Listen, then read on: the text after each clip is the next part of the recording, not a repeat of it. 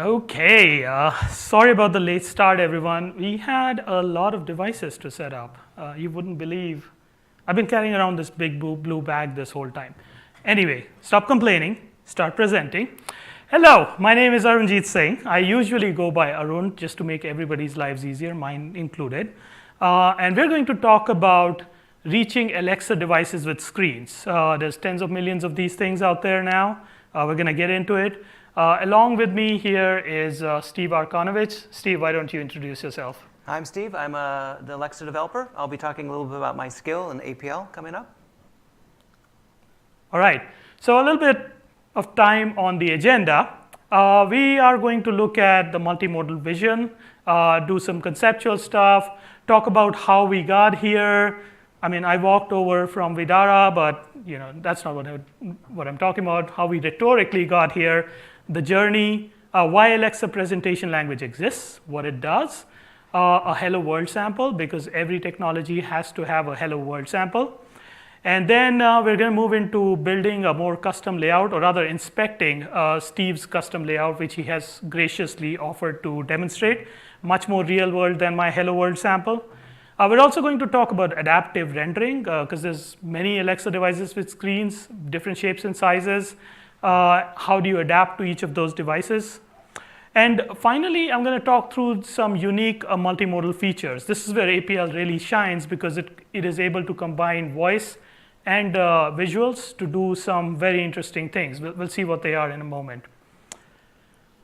So, multimodal vision. Let's take the long view. Let's start in the 70s. The summer of love has just ended. Man's been to the moon. Sorry. Okay. We're using character mode UIs. That's what we're doing in the 70s. We got keyboards, VT100 terminals. That's what's going on. In the 80s, we get drop-down menus, buttons, graphical user interfaces, mice, MacBooks, Macs, all the rage.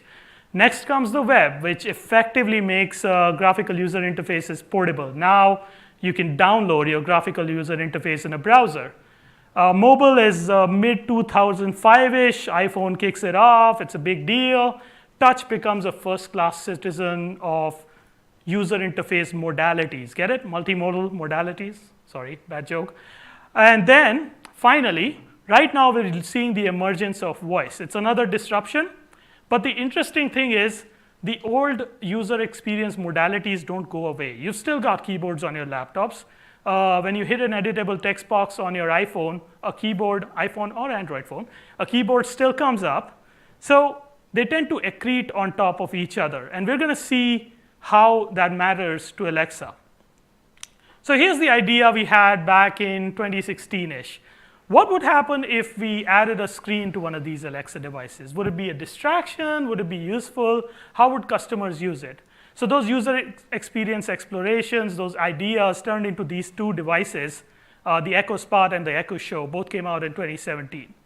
And we learned a bunch of stuff. Boy, did we learn stuff. We learned that customers love complementary visual content.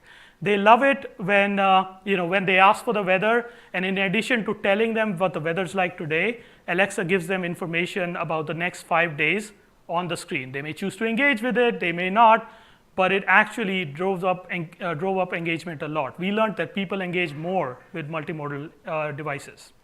We also learned that visuals simplify interactions. When they go looking for a restaurant, like a Chinese restaurant in Vegas, Alexa will read out the top 3 results, put the top 10 on the screen if the device is multimodal, and they can say select the 5th one, and that just works. They can naturally skip a step. They don't have to ask about the next 3 because they saw it on the screen. So it's kind of cool because it simplifies an interaction. It removes a step from the user interaction. Keep that in mind.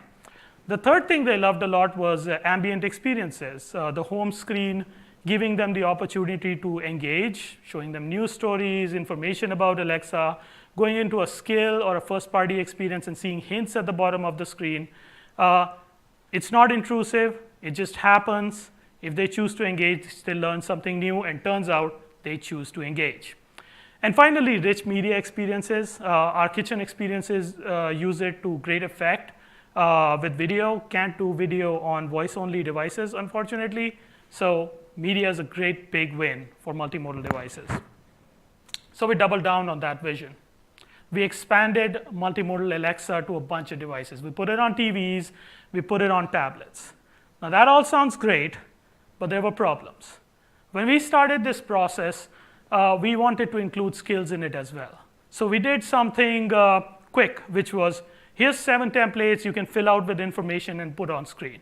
It worked, it let us get the product out faster, but it has a whole bunch of problems. But I'm not going to tell you about the problems. I'm going to let Steve, who ran into those problems, tell you about them. Hi, everyone. I've been developing skills for several years. Today, I'm going to talk to you about Big Sky, which I've recently completely revamped with the Alexa presentation language, and I'm excited about the results. But to make the difference between the pre-APL and the post-APL suitably dramatic, I thought I'd do a bit of a before and after. So what you're looking at here is the weather skill, Big Sky, that I wrote before APL. As Arun said, with the predefined display templates, you had very limited choice. You had like 7 templates you could choose from. And once you chose a template, you were stuck with it. That is, the same display template went to all the devices, no matter what the form factor was. And the templates themselves were quite limited. So I think this template had like 3 elements. You could see it had a background image, a cloudy sky, and a foreground image was a weather icon, and then a text block. And that was it. If I had chosen a different template, perhaps I could have moved the text block around, but it was extremely limited. And it was also extremely limited in terms of its adaptability. Again, the same template was sent to all devices regardless of the form factor. Actually, that's not quite true. There were some very small adaptations, but these were baked in, not up to the developer. So I think with this template, the baked-in adaptation was that the background image was dropped in favor of the foreground image when it was sent to the spot. So for my skill, Big Sky, the result was white text on a black background, which was kind of retro, I guess, maybe cool, but not at all what I had in mind. So the limited templates, limited adaptability, I think that really made it difficult to have a compelling experience across all devices. But with APL, a lot of that has changed. So this is what Big Sky looks like now with APL implemented. I hope the first thing you notice is that it looks a lot better. And that's because I was able to design custom templates from scratch and sort of realize my own vision for the skill. I could also write custom templates for the different devices, right? So it looks much different on the smaller screen of the spot than on the larger screen of the show. So you get a lot more adaptability. Another thing that's really a compelling feature of APL, and I think this is what's going to draw a lot of people to it, is that you can make the skill look different from all the other Alexa skills out there. Right? I think I heard there's like 50,000 Alexa skills now. And if they're all using the same 7 templates, your skill is going to look a lot like everybody else's skill. So with APL, you really have an opportunity to sort of like brand your skill, make it look unique, and stand out from the other 50,000 skills out there. So Arun's going to come and talk a little bit about the features of APL that make all of this possible. All right. Thank you, Steve. So before we go any further, Alexa presentation language is what we're going to spend the bulk of our time talking about. What does it do? Why does it exist? Well, it makes skill visuals customizable, which is kind of awesome. I think I hit a button there, which did something strange. It is also adaptable to different devices, as you saw from Steve's screenshot there. It's available on all Alexa multimodal devices, the ones made by Amazon, and soon on device partners' devices with screens as well. That thing up there, that funky looking thing, is a reference kit that we're launching next year.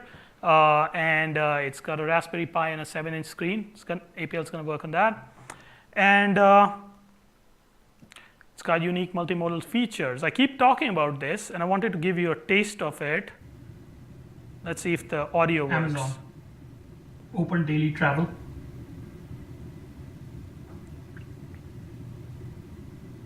Gouda, sharp cheddar, blue, brie, cheddar, parm.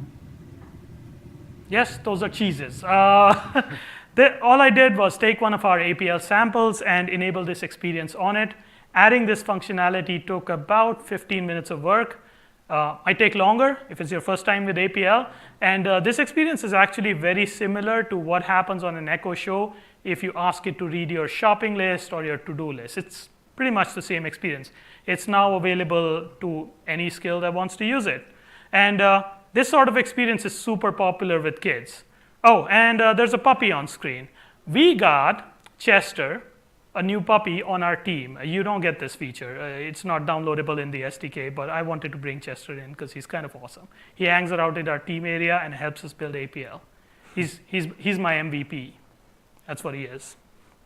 All right, let's take a look at Big Sky with APL. Steve. All right, so I'm just going to demo Big Sky, making sure I have the device names correct. Amazon, open Big Sky. Amazon, open Big Sky.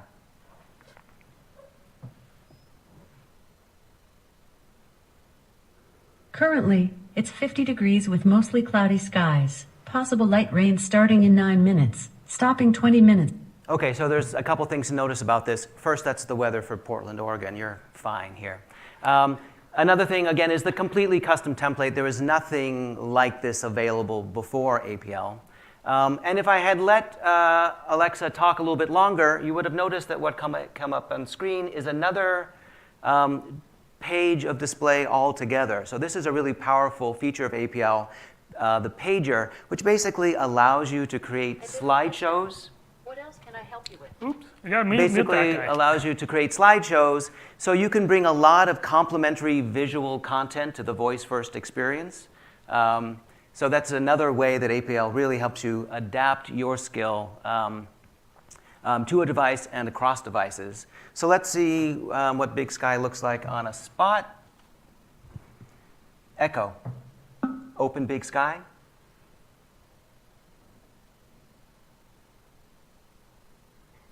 Currently, it's 50 degrees with mostly cloudy skies. Possible light rain starting in 8 minutes.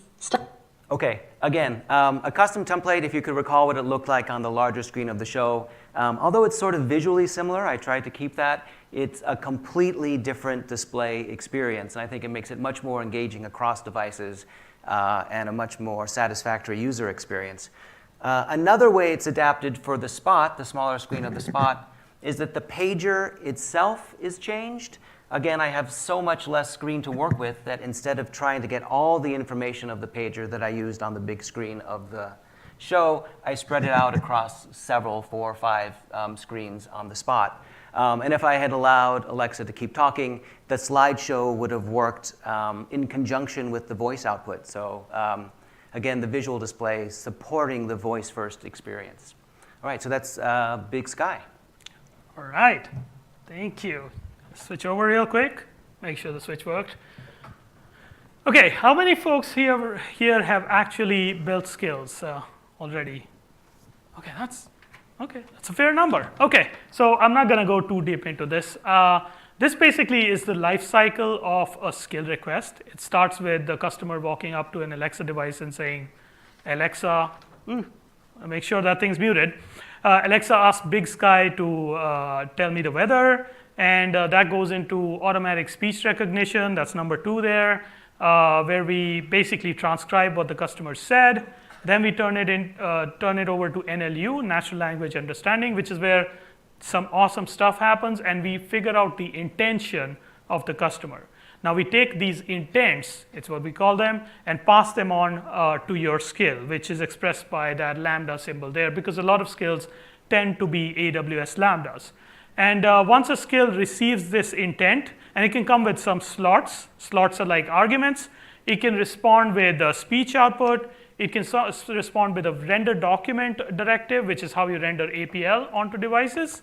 Or it can respond with commands. I'll come back to those. That's number 4 there. That gets delivered to the multimodal components, which send it down to the device, and magic happens. Alexa says something, puts a beautiful view of the Big Sky on screen, and sometimes a little depressing when it's raining in Oregon. And that's how it works. What does APL have? You're going to be familiar. It's got basic design language components, images, text, lists, containers, all that is there. Alexa components can be styled. The styles are extendable.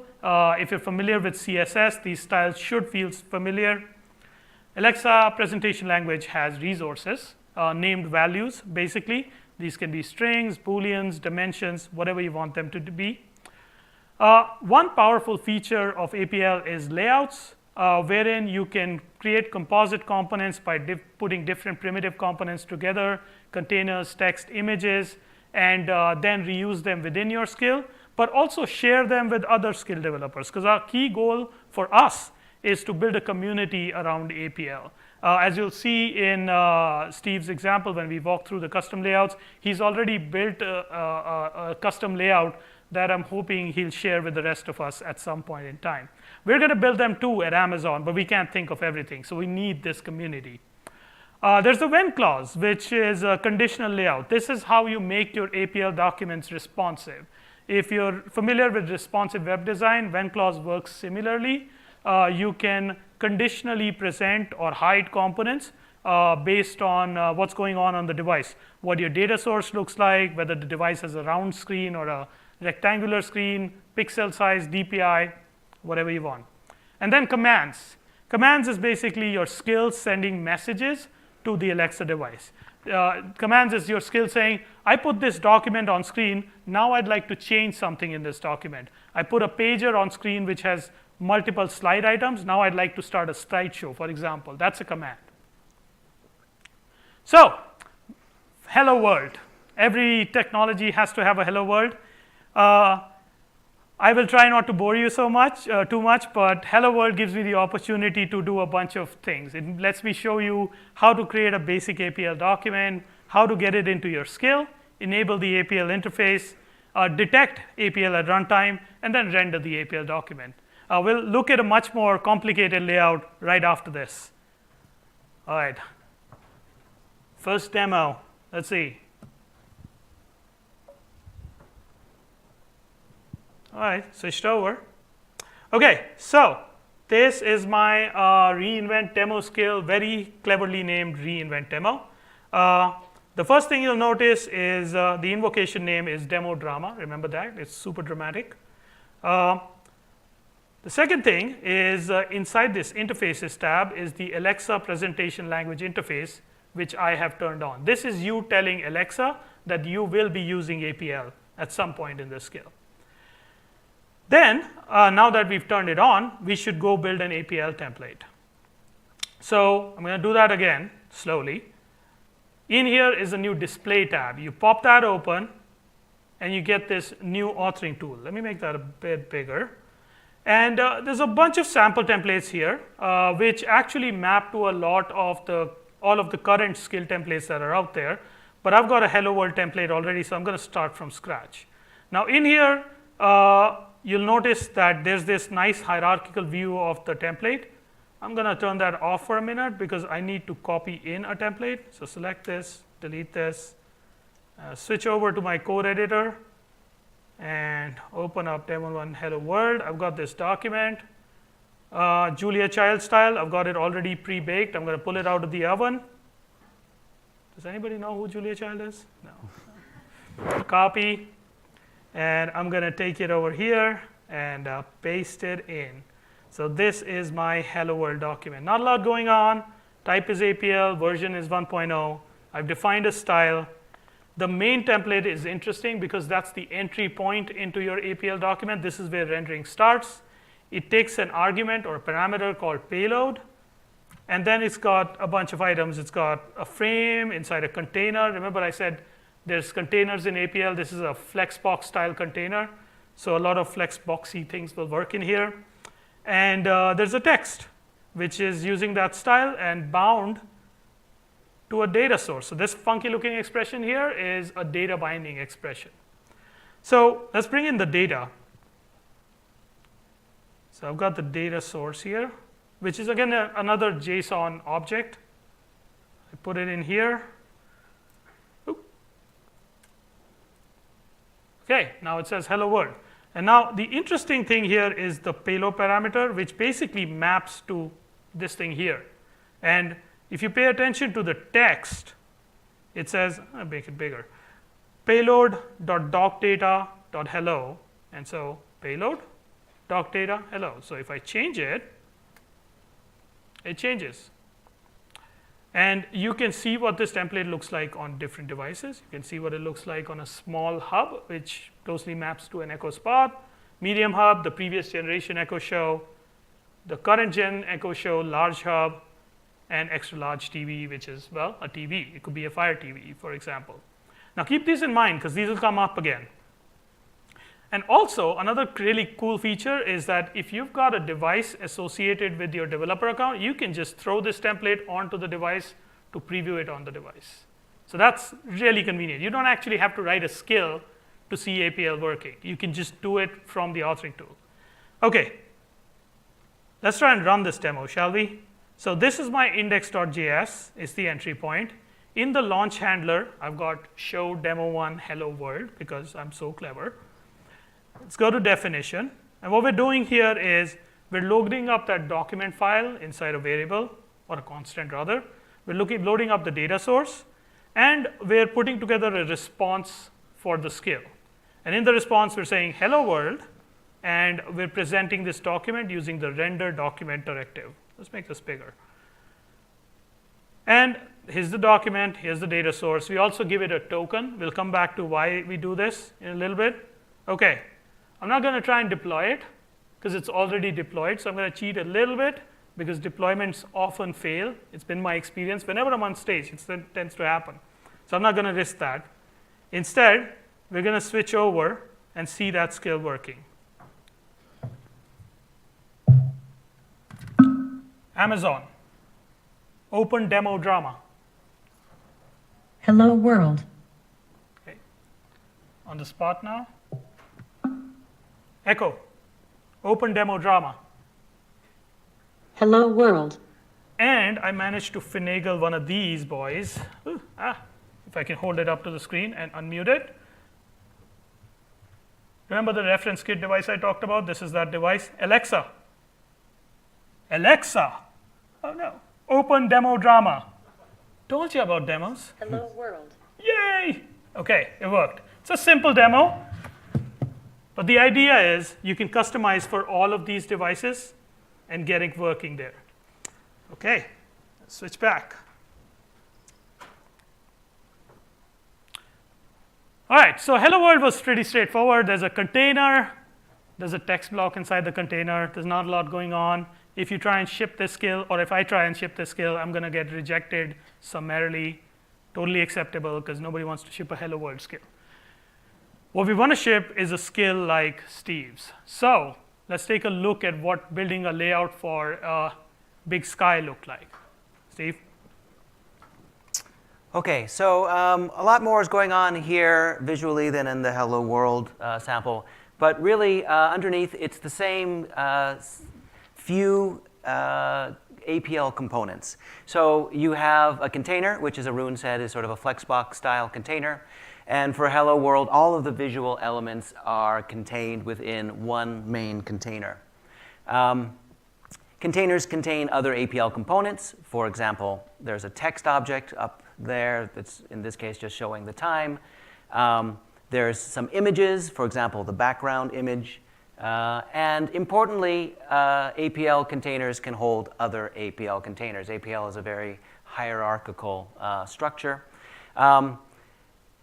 And so inside the container on the left, there'll be more APL components. So for example, more images, more text, and a new component hasn't been mentioned yet, which is called a frame. The cool thing about frames is they can take background colors, including transparencies.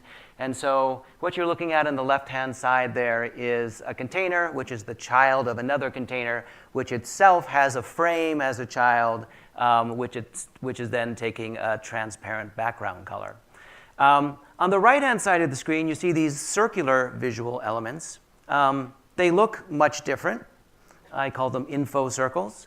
But under the hood, they're built up out of the same basic APL components: frames, containers, text objects. But they really demonstrate a powerful feature of APL, the extensibility, right? Because I was able to build these info circles from scratch myself And then once they were built and defined, I was able to deploy them in the APL document the same way you would deploy a basic APL component. So this might be easier to see if we look at the actual APL document. So I'm going to switch.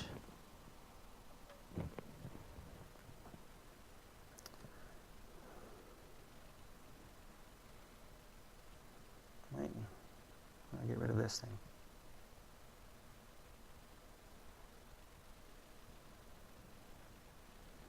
There we go. So this is the APL document for Big Sky. I'm going to paste it into the authoring tool. Doesn't look so great yet. It needs a little bit of data.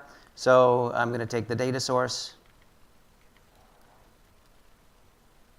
put it in here. So this will bind to the APL document. And this is a APL document that's meant for a larger hub. OK, and so there, I'll make this a little bit bigger. There's the visual display of a Big Sky screen. So let's look at the APL document itself. I just want to go through here and show you how the visual elements are described in the APL itself. So I said at the beginning that for Big Sky, all of the APL components are contained within one central container. So you can see that here, just below the main template, sort of the entry point for the APL. You can see that, can you see this? Maybe you can. You can see that there is a description main container. And then for APL, the way you deploy or the way you use an APL component is you simply declare the type. So here I declared the type, and together with some of the parameters that a container type will take, including an item parameter, which is an array which allows you to declare sort of child APL components within that container. So for example, there's an image. I said that, right, the background image, the text, that happened to be the time. And if you remember off to the side of, on the left-hand side of the screen, there was another APL container, which is here declared, right, another type container, and within that, the frame right here, and which takes a semi-transparent background color, right? And so that's how, this is how it looks in the APL document itself. The circular visual features, the info circles that you saw, if you scroll down, you'll see that they are used in exactly the same way as the basic APL components, right? Again, you simply declare the type here, an info circle, right? Even though the info circle isn't a native feature of APL, you had to create it yourself. Once it's defined, you use it just the way you would a native APL component. You just define the type, declare the type, and then you can adjust whatever parameters that type of APL component takes. What I want to do is just scroll up and show you how you define a custom template, which you can then use throughout the document. There's a section of an APL document called the layout section. And in the layouts is where you define your custom APL components. And so here in this layout section, I start to define an info circle. I say, look, an info circle has these parameters. And then I pass those parameters through some data binding to the component parts of the info circle. I'm not going to get too far into this. You can see that the info circle itself is pretty complicated. It just keeps going down. I think there's like 13 or 14 basic APL components that it's built up out of. But again, once those are defined in the layout section, you can then use that custom layout throughout the APL document just the way that you would use a native APL component, an image, a text, a block, etc. You just declare it. Yeah, so I think I'm going to hand it back to Arun, who's going to talk about some more features of APL. Okie doke. Thank you. Switch back. Make sure I press the right button. There's actually like, what, 20 blinking buttons back here, you guys. So I have to be careful what button I touch. Okay. Promised a really complicated template. I think Steve delivered in spades. It's great though. Like, How long did it take you to do the first version of that template? 15 minutes. No, 2 weeks. 2 weeks. 15 minutes would have been okay. Were you just noodling on all those little things for hours? Like, what's the actual process of like getting this to look good? Oh, we're gonna save the questions for later. Oh, I'm sorry. I don't want to shut you down, but because nobody can hear you because you're not mic'd up. Okay. So adaptive rendering, that's the next thing I want to talk about. I hinted at this. There's a lot of Alexa devices with screens out there. And obviously, there's Alexa devices without screens, the speakers, which are out there as well. So how do you adapt your experience to all of these different devices? Because Steve's done that, so clearly it's possible. We should learn how. Alexa is going to be on a lot more devices. We've got a lot of device partners attending reInvent, working on these devices, coming out. Sonos has one. There's a lot of speaker ones, but you're going to see ones with screens come out soon as well. So there's 3 strategies to adapting your experience to an Alexa device, and you can use one or more of them. Number 1 is we deliver information about the device's viewport to your skill service or skill lambda as part of the skill request when we invoke, well, your skill. And this viewport information includes the DPI age of the device, pixel width, pixel height, the shape of the device. Is it round? Is it rectangular? What kind of inputs it supports? All sorts of interesting things. And also, our Node.js, Python, and Java SDKs have helper libraries and helper methods that let you take this information and categorize it into those same categories you saw in the authoring tool: small round hub, medium-sized hub, large hub, so on and so forth. So it makes it easy to do that sort of categorization in the skill lambda. And Steve just that. And the other approach you can use is when clauses, which are inside the APL document itself, making them responsive. Steve's going to talk about both of them. Yeah. Okay. So I'm just going to go over some of the points that Arun just made, looking at some actual code. Okay. So again, there's a couple ways to adapt the APL in your skill. The first way is adapting it within the skill lambda, that is adapting the APL within the skill code itself. So I'm going to take some more. So maybe the quickest way to understand how to do this is to take a look at the skill request. So if you can see here, everyone or a lot of people have already built Alexa skills. This should seem familiar. This is an Alexa skill request. The part that might not be familiar is this part here, the viewport portion of the request. As Arun said, now when you get a skill request with APL, you get a lot of information about the physical characteristics of the device that the customer is invoking the skill on. So for example, the pixel height, the pixel width, roughly the size of the screen, the DPI, the modalities that the user can interact with on the device, like can you touch it, can you interact with it on a keyboard, on a remote control, etc. Okay, so you get all this information now in the skill request itself. And then you can use that information in your skill code in the skill lambda. So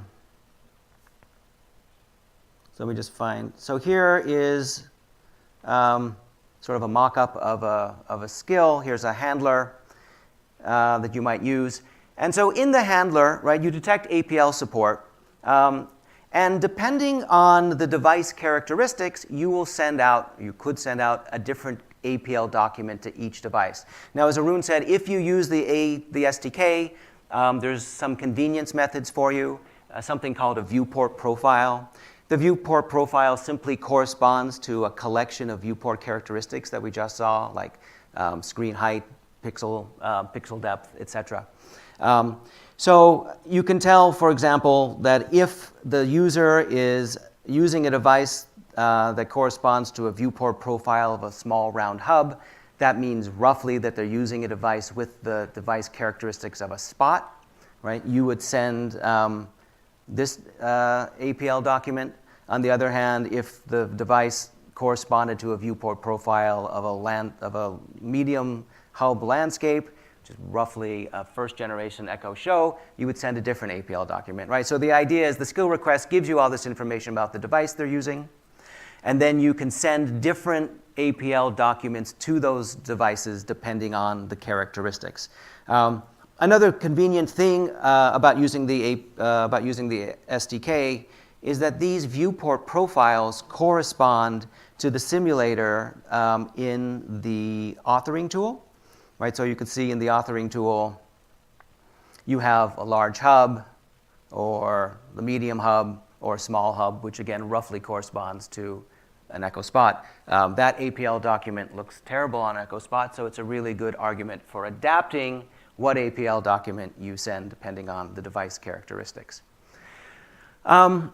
The other way to adapt the APL document is to adapt it not in the skill code, but in the APL document itself, and this is done with when clauses, as Arun said. So a when clause is just basically a condition, and if that condition is met, you can tell the document to render or not to render certain parts of the APL or modify certain parts of the APL. So let's take a look at how this works.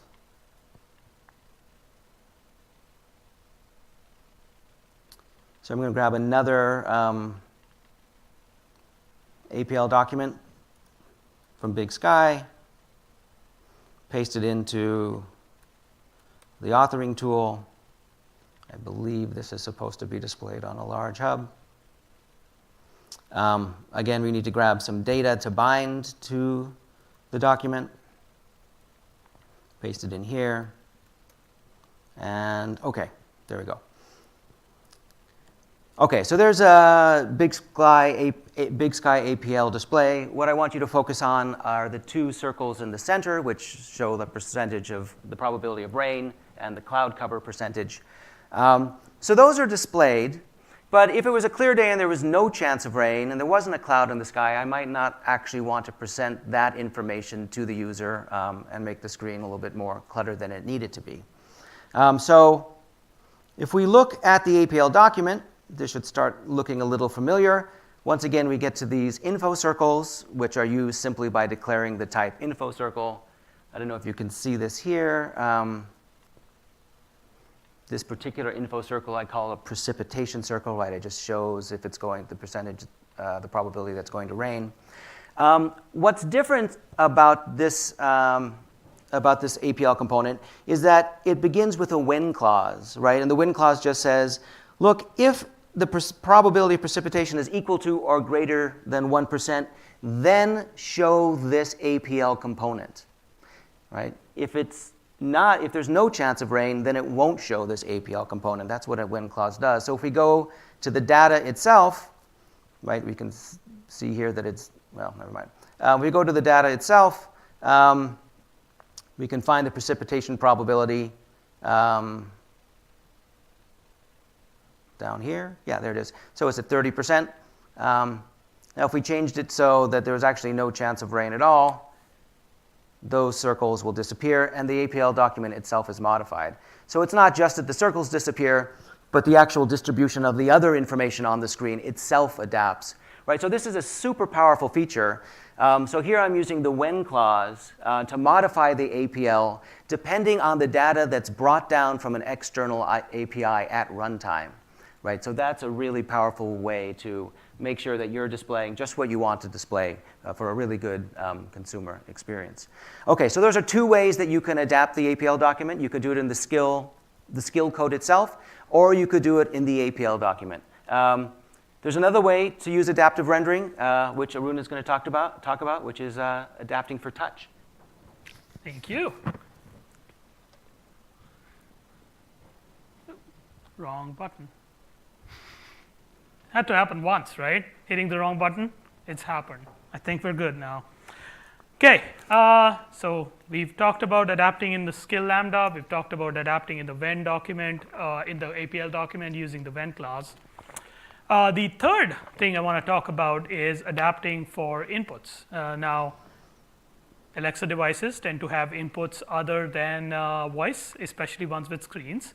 Echo Show and Echo Spot and hub-style devices, including tablets, have touch. whereas Fire TV has a D-pad-based remote control. Other TVs have similar inputs. And so we've got the touch wrapper component, which does exactly what it sounds like it does. It wraps other components and makes them touchable. Not just touchable by screen, but also touchable by remote controls. All you do is wrap your container, image, text, you choose what it is, in a touch wrapper, set it up to send an event on press. You can send arguments as well. As you can see, the arguments can be data bound, so you can actually take the state of whatever's going on the device and send it up. And then on the other side, what happens is that it gets delivered as a user event type skill request. So if we go back to the diagram that I showed off at the start, the skill request life cycle, two things happen differently. One, the customer touches a touch wrapper, either by using the remote control or by touching the screen, depending upon the device. And your skill gets a user event skill request instead of a voice intent skill request. Everything else looks the same. Your skill can still respond with voice or an APL document and or an APL document or whatever it needs. But those two steps change because the input's coming in from a different modality. Okay, I've been promising unique multimodal features. We're going to look at a demo of one because that's how much time we have, but we've got samples up there for other multimodal features as well, including the speak item feature that the slideshow feature that Steve uses in Big Sky. But before we get into these unique multimodal features, we should learn about the primitive that powers these features. So APL commands. Commands are very simple. It's basically your skills sending an Alexa device a message saying, hey, remember that document I just sent out? I want to change something in it. I want to change its audio or visual presentation in some way. And the way APL commands get delivered is by way of the execute commands directive. So render document is how you render an APL document. Execute commands is how you modify an APL document in some way, shape, or form.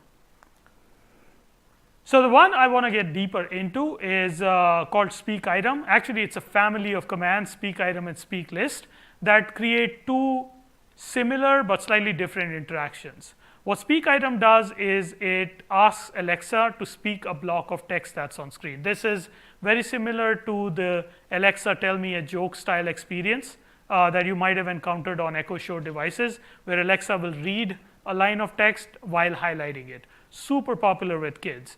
Some point, I know that some kid's going to learn how to speak a language using this stuff, and it's going to blow our minds, but we'll see about that.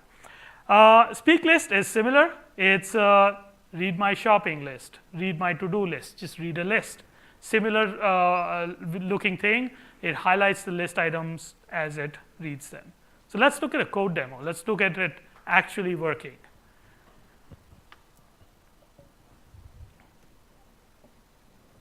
Okay, switched over.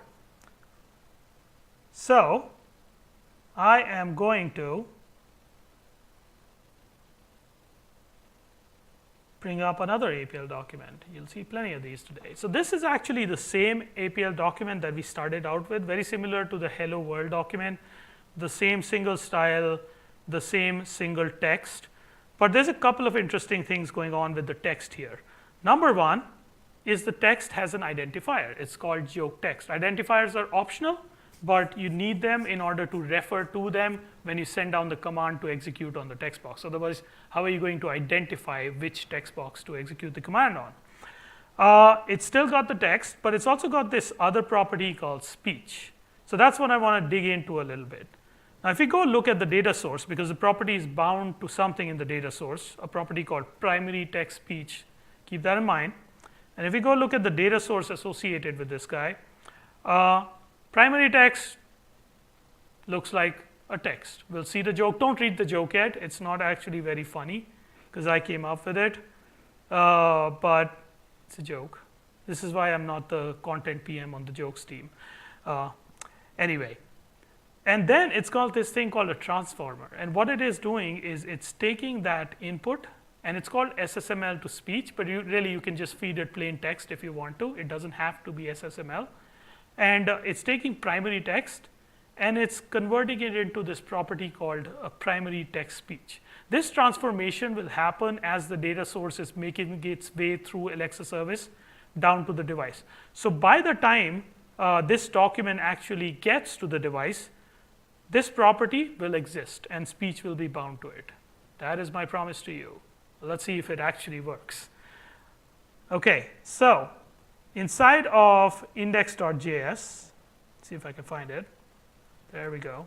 I'll zoom in a little bit. Inside of index.js, I've got a handler for the joke intent, which is so cleverly named. Can you figure out what it does? It tells a joke. And the joke intent handler is right here.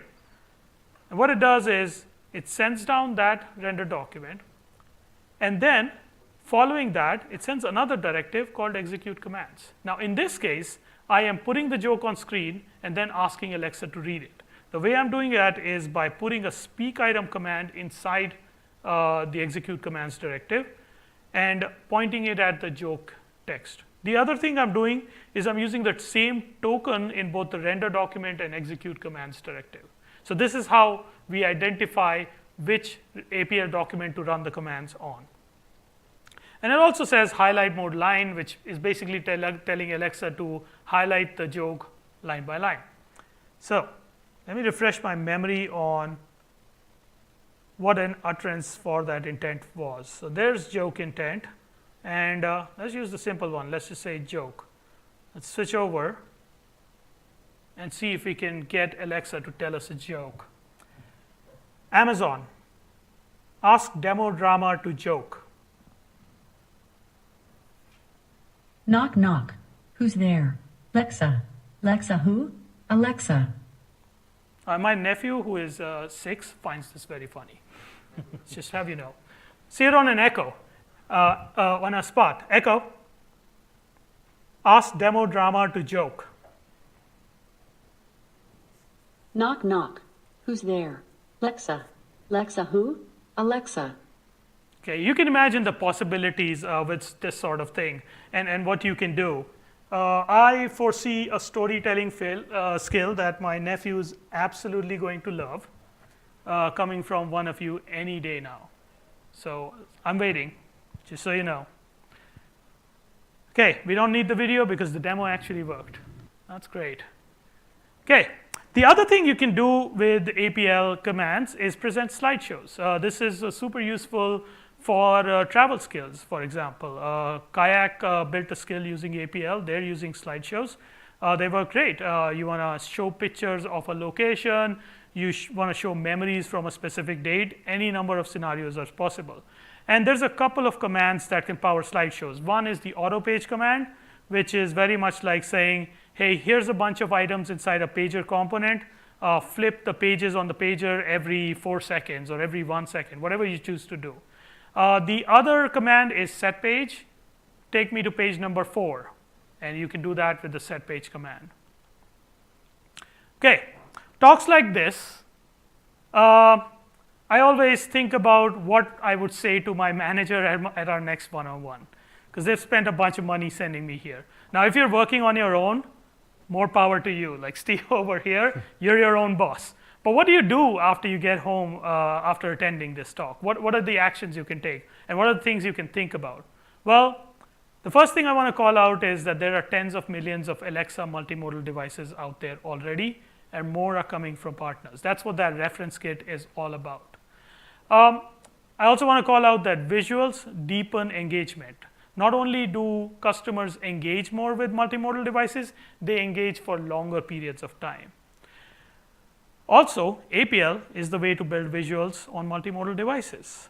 And APL can adapt to different kinds of devices. So that's really powerful. And finally, it can be used to build this sort of multimodal experience that we just saw. So right now we have about 10 commands, but we'll keep adding them. We'll continue working them. But we need your help as well. We want you to build composite components like Steve's info circle and put them out there for other skill developers to share. And we make this possible and easier, I think, with the concept of imports. So look them up in the documentation. Imports is basically how you import components from another developer your own package into your Alexa document. Here's a bunch of links. The technical documentation is up there if you want to take a picture, but I would search for APL overview or Alexa APL overview. It's usually the first hit. The design guide is well worth a read. We spent a lot of time figuring out what the best visuals are to go with voice first experiences. There's a lot of really, really good recommendations in there, and they'll also help you pass certification faster. The authoring tool, like I said, is usable even if you don't have APL in your skill. You can try out stuff, you can push it to your device, you can see what it'll look like before you even start building a skill. We've also got samples on GitHub. This repo on GitHub is Alexa-labs, keep that in mind. The way our sample pipeline works is that samples start out in the lab repo and then graduate to the Alexa repo. So Alexa repo will have these samples soon, but you can go hit Alexa-labs to see a lot of these samples. We are in public beta now, which means that you can use any of this functionality right now, build skills, submit them for certification, we'll certify them and take them live. So it's all usable right now. There's no repeats. This was the repeat. That slide's in there. There's some related breakouts. All of these have already happened or are happening right now. But the reason I have these on here is so that you can go watch videos of these later at home. We also have a challenge going on. We have the Alexa Skill Multimodal Challenge. There's $150,000 in prizes. Go build yourself some multimodal skills. There's the potential to build a bunch of money. But don't build it for the money. Build it for the engagement and build it to make your customers happier. Thank you very much. This is my contact information is wrong. You know what? I'm going to fix it right now because I think we have a minute. Yeah, how many talks has a speaker gone up and modified the presentation on stage? Not that many. Now, if I could just type, that would be great. All right, fixed it. It's just like fixing a bug. All right, that's my Twitter handle. Tweet at me. If you're more into email, tweet at me and I will give you my email address. And definitely fill out our survey and rate us accordingly. Let us know what we did right, what we did wrong, so we can fix it next year. I'm going to leave the contact information on screen. Thank you very much. We've got some swag down here if you want it. Thank you.